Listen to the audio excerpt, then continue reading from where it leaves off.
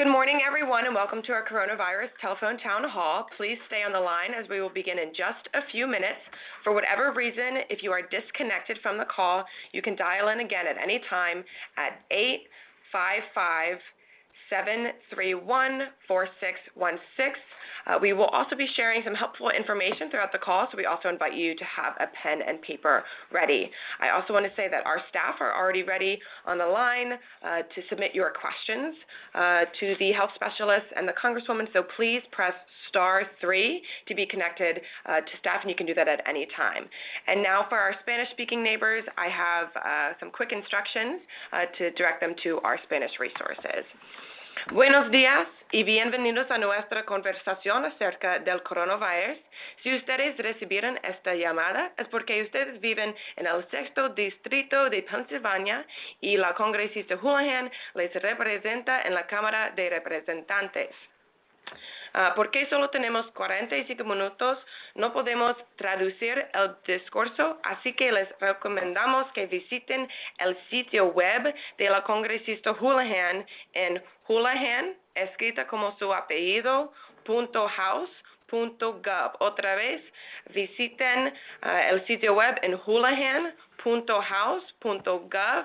Después hagan clic en el botón que dice Coronavirus y van a encontrar una página con gráficos y texto. Para ver los recursos totalmente en español, tienen que desplazar hacia abajo. Como recordario, tenemos hispanohablantes en cada oficina, así que no duden en llamarnos en Reading a 610-295-0815 o en Westchester a 610-883-5050. Ahora vamos a empezar con los comentarios de los especialistas. Gracias.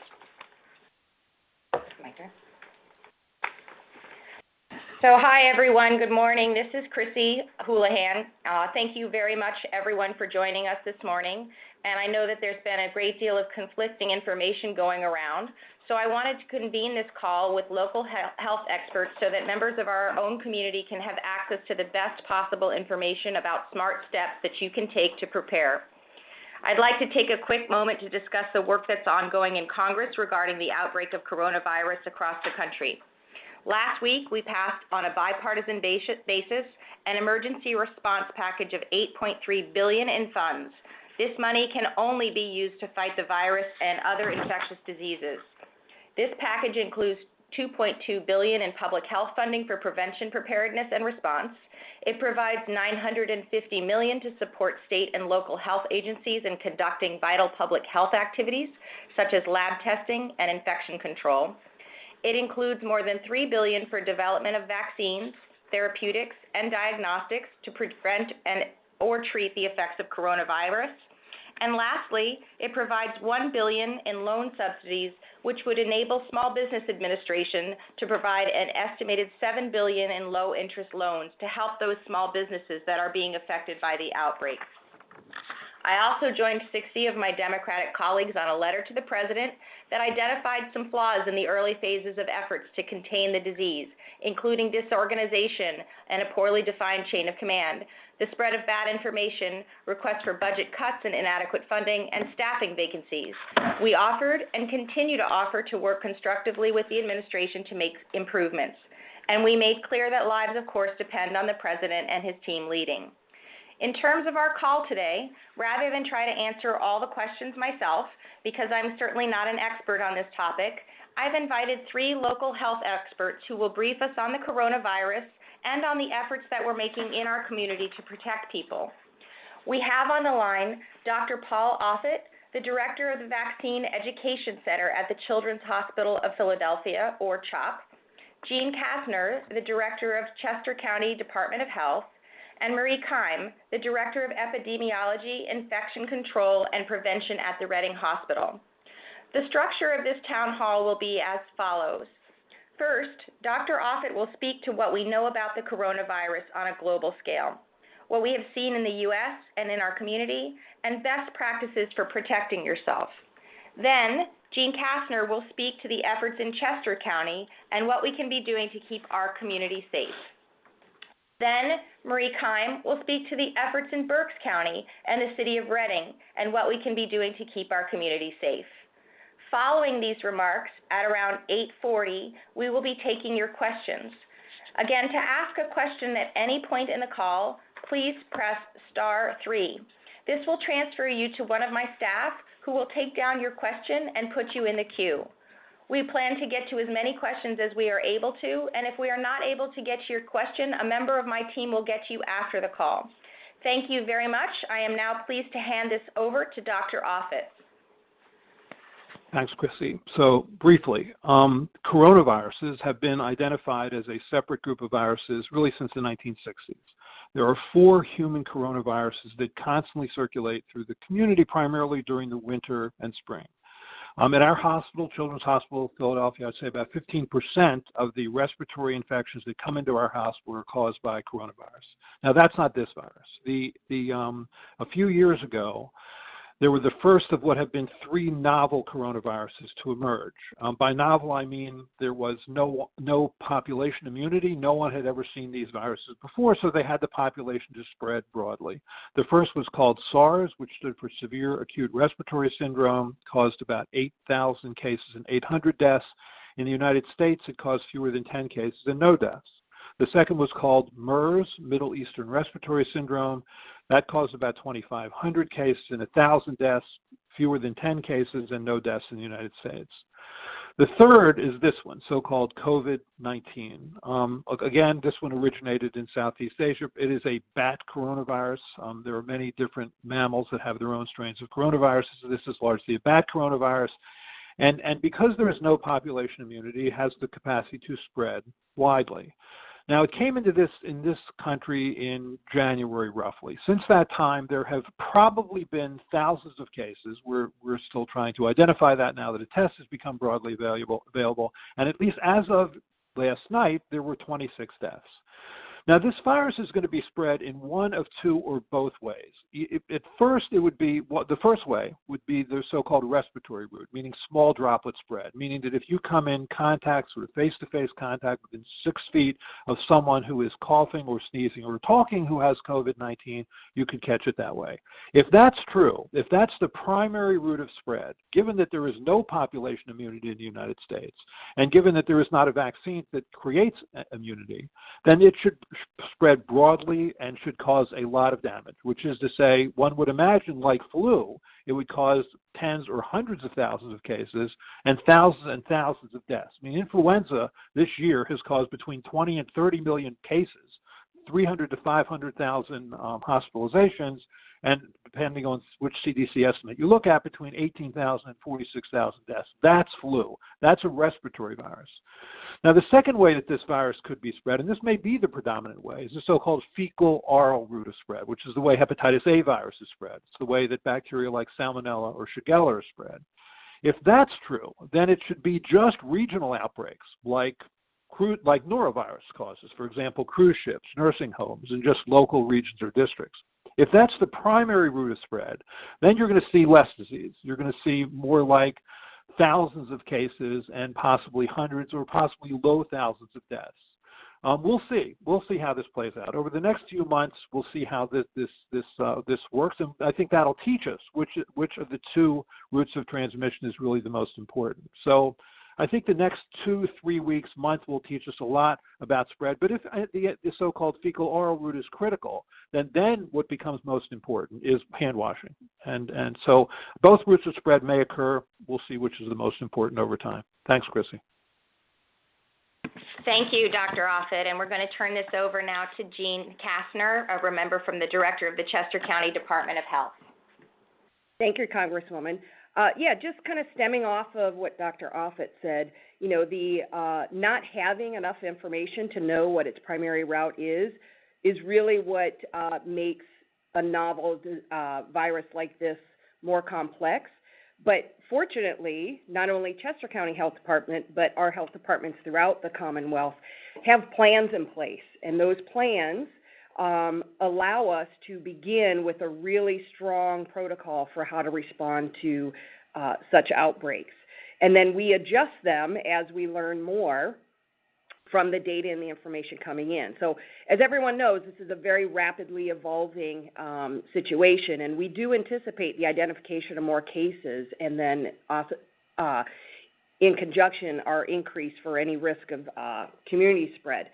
So in Chester County, we've began our efforts while it was still in China and had not crossed the ocean.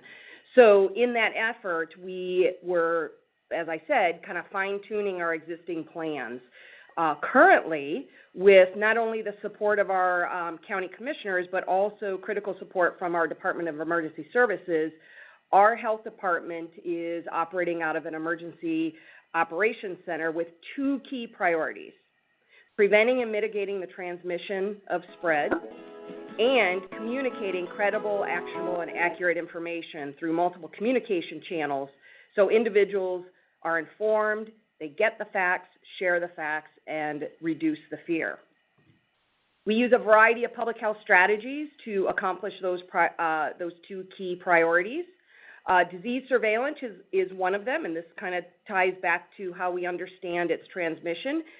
We investigate every case through the health department, whether it's suspected or confirmed, and then we provide guidance to individuals around isolation, quarantine, and any of the signs and symptoms they need to be on alert for. We're also in constant communication with our healthcare provider network, not only about how to diagnose, but also for the critical testing. We are always collaborating with our hospitals to ensure they are on the ready and well-equipped and informed for individuals coming into their emergency department, and then doing case-by-case consults. We coordinate all of the testing with the state laboratory. Our state laboratory in Pennsylvania is located in Exton, Pennsylvania, in Chester County, and we're starting to help with our commercial testers, and currently there is one who is doing that commercial testing, which really frees up doctors to get that test done in a little bit more timely way. And we do anticipate more commercial laboratories coming online with testing.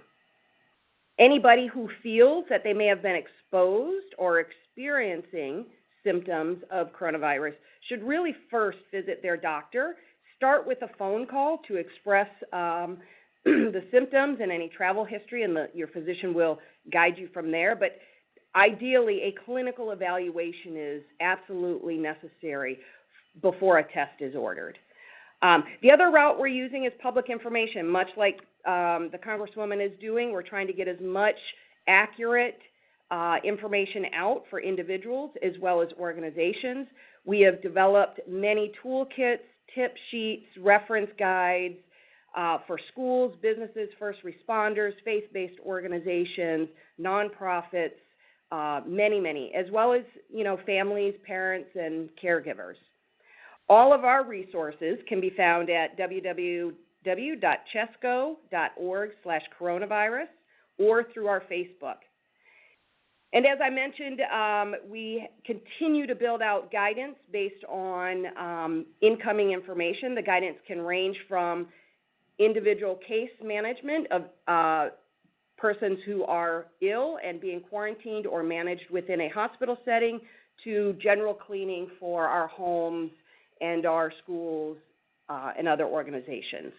So really, what can we do? I know this sounds almost too basic considering how widespread this is globally, but we're really back to the basics. And those basics are stay at home if you're sick. Even if it's not coronavirus, stay at home if you're sick. Practice the good personal hygiene, hand washing, hand sanitizer. We know there's a shortage on hand sanitizer. It's okay. Soap and water is effective as well. You don't need hot water. It just needs to be clean water, 20 seconds of friction over all surfaces of the hand. We're asking people to reconsider community gatherings, in particular for those who are elder and those who have underlying health conditions. And then, of course, continue to check your travel. We are promoting to cancel and postpone travel, but if you must travel, please stay on top of the travel recommendations from CDC. There are situations that we know of where folks left the country thinking they would be able to return, and the travel advisories have been put in place, and it just made their return more difficult. We're also asking people to really seriously consider their travel within the United States as well. If it's not necessary, it's the best to just hold off on that. So again, just wanted to share some key strategies we're using here in Chester County, probably not unlike other counties throughout our Commonwealth, and we do remain in very close contact with our neighboring counties because it clearly has no borders, and it really does take a network of folks. So, Congresswoman, I thank you for the opportunity. Thank you very much, Jean. That was really helpful. And we do have several questions in the queue that are similarly on travel and travel restrictions. So for those of you with questions, you can also check state.gov or my website for a current list of places where we are recommending, or the State Department is recommending, that you consider or reconsider travel to. Our third guest is Marie Keim, the Director of Epidemiology, Infection Control, and Prevention at Reading Hospital. Over to you, Marie. Thank you, Congresswoman. We are doing very similar things here at Reading Hospital as well as within the Berks County purview, and I think the most important pieces that we can go back to are those basic concepts of how illnesses are spread. So we started preparing for coronavirus back in January also, reviewing our pandemic plans, our protocols, how we treat patients, how we assess patients and evaluate them at all points of entry. One of the things that I think is very important is to ensure that our staff feel protected and that we ensure that we have the appropriate supplies and mechanisms for them to use those supplies properly, as well as make sure that they are comfortable in wearing them as well as removing them safely. From a community perspective, and as well as with our staff, we're reminding everyone, as Jean said, if you're ill, stay home. We really don't want anyone here providing services to our patients while they're ill, and we are also making sure that our community members realize they should not be coming into visiting individuals in the hospital if they are ill, which is different than being in the hospital when you're ill.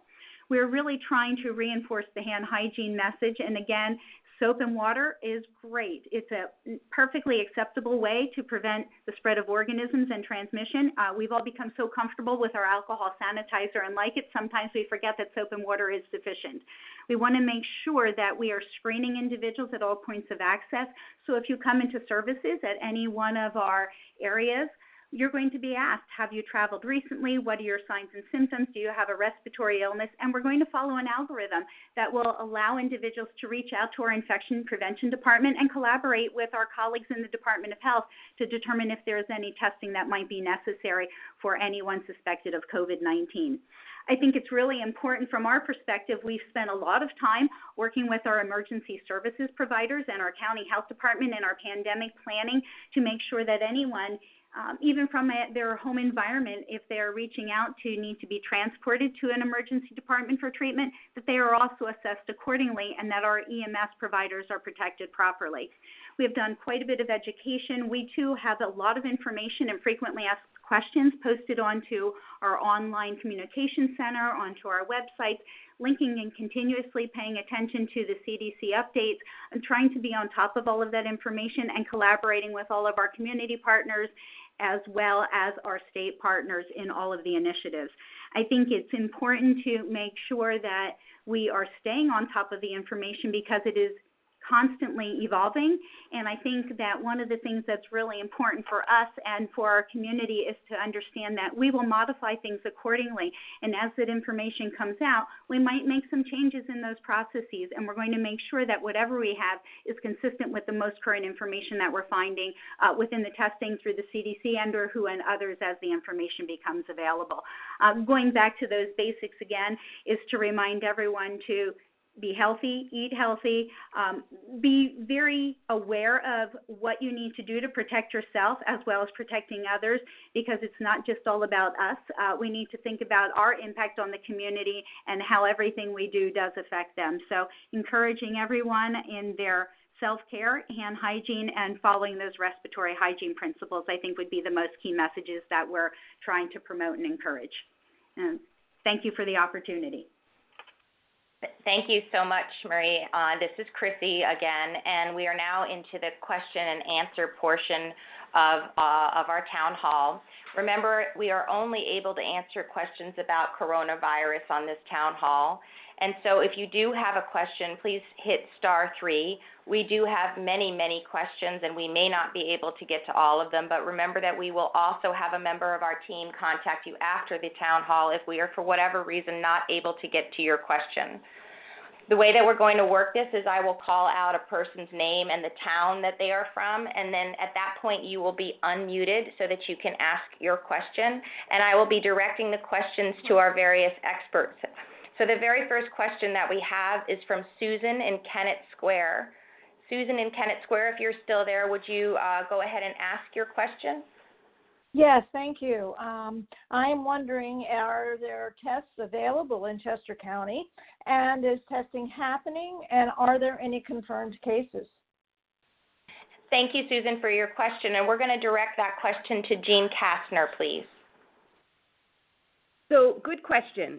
Yes, there are tests available. Yes, we are testing, and at this point, there are individuals being tested, but the results are not back yet. If they do come back, because they will be tested at the Pennsylvania State Lab, they will be labeled as presumptive positive or negative. Any presumptive positives will then go to the Centers for Disease Control in Atlanta, Georgia, to be confirmed. So we are waiting on tests currently, test results. Thank you very much for that answer. And our next person is Deb from Phoenixville. Deb, if you're still on the line, your line has been unmuted, and you can ask your question. Thank you. I was at a Chester County Chamber panel discussion on this before any cases were in Chester County. As an immune-compromised person over 60, I left that meeting feeling to protect myself, I needed to do what I would do to avoid the flu. Has that changed? And I'd like to direct that question to Dr. Offit to answer. No, I think that's exactly right. I mean, if you think about it, really, we know that every year flu causes an enormous amount of devastation, one that's frankly unlikely to be matched by this virus. So, yes, I'd like to think if there's any legacy of what we're experiencing now with COVID-19, it's that we'll be much more careful about how we interact with other people during flu season to try and lessen the degree to which that virus does harm. But you're right, someone who's older, who has other comorbidities are at greater risk of catching and dying from these viruses than those who aren't.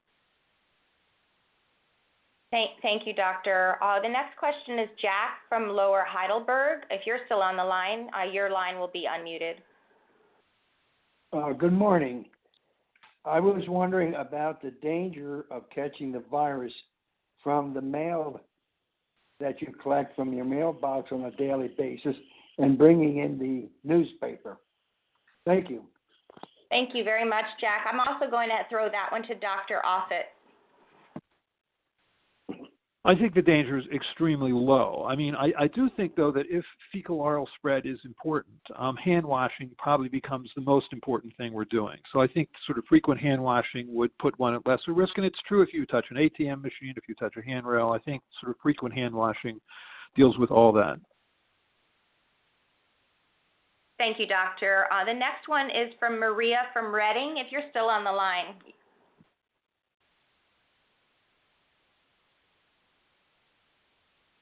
Looks like that we need to move on instead to Kendall from Downingtown.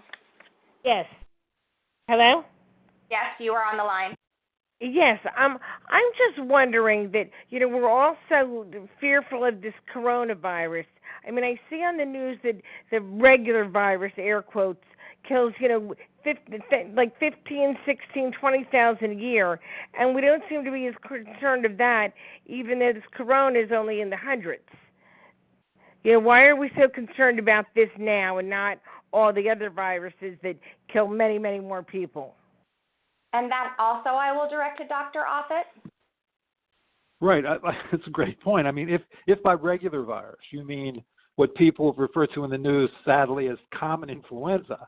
I mean, influenza is a killer. It kills 20 to 40,000 people in the United States every year. Do I think that this virus is going to approach that? I don't. Frankly, I don't think it's going to be 1/10 of that. I mean, we're already in mid-March, and at least as of last night, there were 26 deaths from COVID-19. I mean, we've had, depending on which estimate you look at, up to 40,000 deaths. I mean, last week in the United States alone, we had 11 deaths in children from influenza, and you never hear about that. So I think you're right. I think we are disproportionately fearful of this virus because we believe that if you catch this virus, you're far more likely to die from it. And I don't think that's necessarily true. I mean, the South Korean data show us that the mortality rate, at least in the initial studies they did, was around 0.7%. So you're starting to approach, the mortality rate that you see with a virus like flu. And I think as we get more and more data, we might find that the mortality rate goes even lower. So I think we've scared people in some ways a little bit unnecessarily in that they think that if they catch this virus, they're far more likely to die from it than if they catch a virus like influenza, which somehow seems to have gotten grandfathered in here. So I completely agree with you. I think that right now, frankly, we're fighting fear as much as we're fighting fear of the virus. Thank you very much for the question and, Doctor, for the answer. The next question is for Derek in Reading.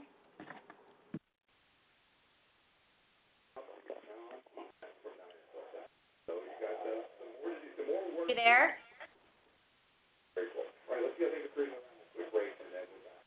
I don't know if we still have Derek, so we will move on to Samuel in Honeybrook. Good morning. My question is, in Chester County, there are already shortages of several items, as an example, hand sanitizer, alcohol, deodorant sprays, and masks. Is there anything being done to increase the supply of these items to the retailers? Jean, would you be able to comment on that?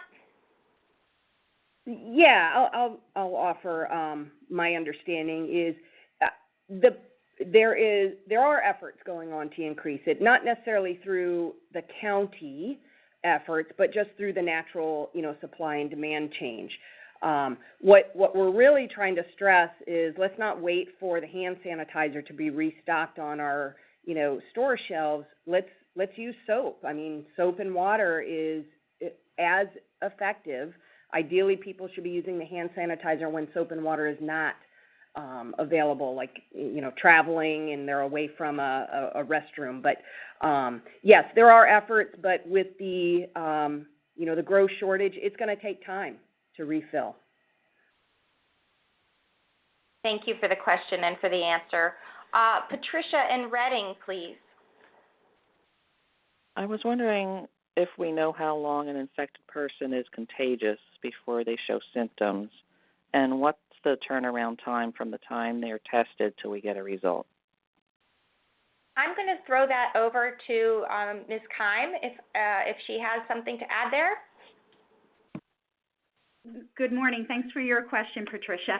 I would say that when I think about a respiratory illness very similar to the flu itself, typically we think of 2 days prior to the signs and symptoms of onset. Initially, we thought this was only after they demonstrated signs and symptoms of the illness, but there may be some of that potential of being infectious for about 2 days prior to that.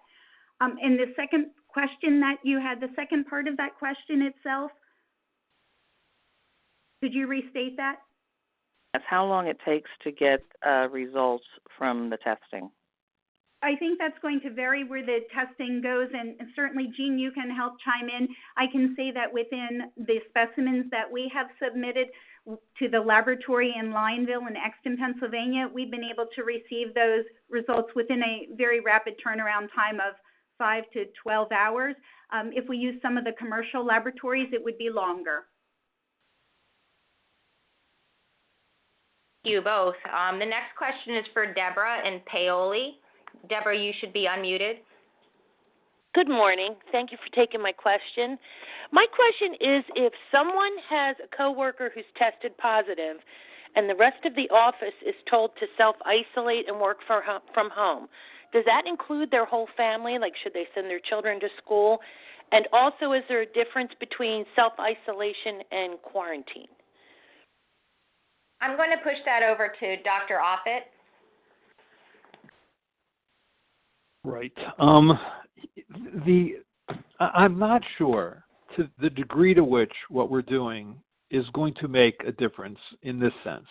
If this virus is truly spread by the respiratory route, meaning small droplets that you're contacting with someone who's within 5 or 6 feet of you, and there's a lot of asymptomatic infection, which in theory could transmit virus, and there's a lot of mildly symptomatic infection, which could transmit virus, then typically what you would find is that this won't make much difference. I know this probably isn't what you want to hear, but I don't think if we did this every year for influenza, we would make much difference. And frankly, if you look at the influenza data over the last week, the incidence of influenza hospitalizations has actually increased slightly, and the incidence of people visiting the doctor for influenza-like illness has stayed the same. So for all this sort of social quarantining and actual quarantining we're doing, it doesn't seem to have made much of an impact on flu yet, and I wonder whether it ever would. Again, I think we're doing this in an abundance of caution. We're not quite sure exactly how it's spread. We certainly know that there's an enormous amount of fear for this, and so we're doing these sort of draconian measures of closing schools, canceling meetings, all with the hope that this is going to stem the tide. And my bias on this, frankly, is that I think the fecal-oral spread is probably the more important route. Therefore, hand washing becomes a more important route, and just common sense things that if you see someone who's sneezing and coughing, try and stay away from them, and hope that they'll cover their mouth and nose the right way. I just don't know that everything we're doing here is going to make much difference. So I'm probably not the person to answer that question because I'm not sure how much I buy into it. Maybe you get a public health person who's going to be a little more into this, the way we're doing things, than I am right now. Thank you, Doctor. I was wondering if Marie or Jean would be interested in also answering that question. I'd be happy to jump in just to share what we're doing. So an individual who is, individuals can be asked to remain home if they have a certain travel history and or have had contact with a case. And that can happen whether they're symptomatic or asymptomatic. So in the scenario you posed, what about the rest of their family? If an individual is being asked to stay home and is not showing signs of symptoms, the rest of the family is not being recommended to stay home. If they are showing signs and symptoms and there is a linkage to travel from impacted areas or close contact with a case, then they would be asked to stay home to monitor their health and report any changes in their symptoms.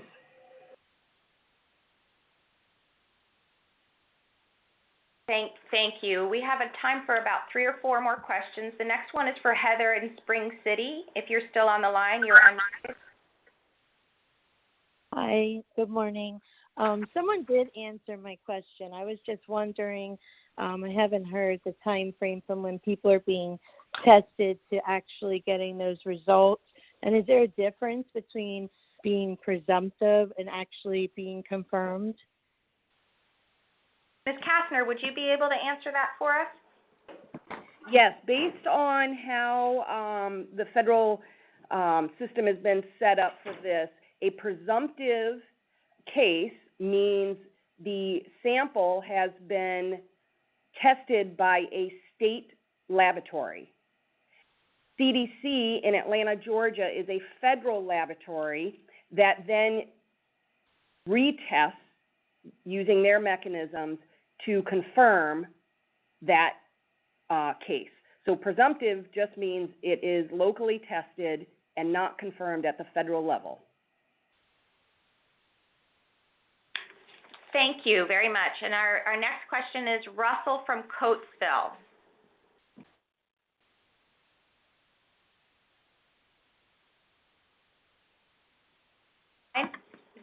Care in a facility, in a high risk facility, a nursing skilled assisted living facility close to home. And she teaches yoga in these facilities. And my question is, should she give this up at this particular point, not knowing what we know about the coronavirus, to bring it home? I don't want her to bring it home and she has a close contact with high-risk patients in skilled and assisted living facilities. Ms. Keim, would you be able to handle that question? Certainly. I think there are several pieces to the question. I would say that, again, this is very similar to the way we think of when flu is. If there's an illness, that you're doing good hand hygiene and respiratory protection, and that as long as there are no illnesses occurring within that long-term care facility or other entities, there would be no reason for someone to continue going and providing services or participating items at that long-term care facility.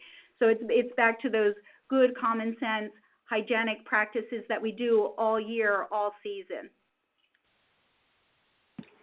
Thank you. And we have one last question, and then I will be wrapping up. Julie from Westchester, the last question is for you.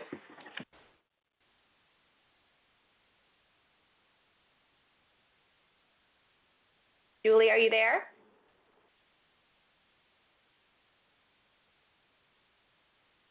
It doesn't sound like Julie is there still. With that, I guess what I'll do is I'll wrap up with some closing remarks, and I really want to thank everyone, particularly our hosts, for joining this conversation. Here in D.C., we are continuing to work to protect our communities back in Chester and Berks, and to make sure that all of us, all Americans, have very clear and consistent guidance to make smart decisions about your health.